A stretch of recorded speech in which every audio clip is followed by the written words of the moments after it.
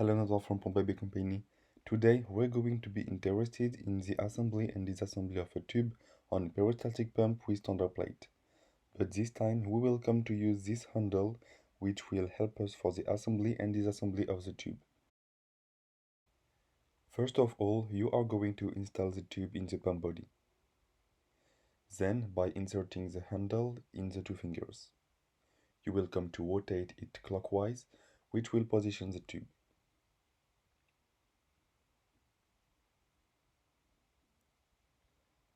Once installed, you will come and attach the two shells.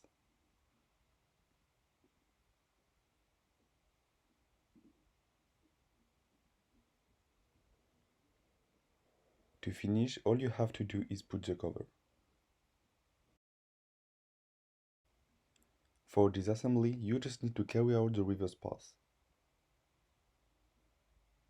First of all, you will come and remove the cover. Then, you will come and detach the two shells.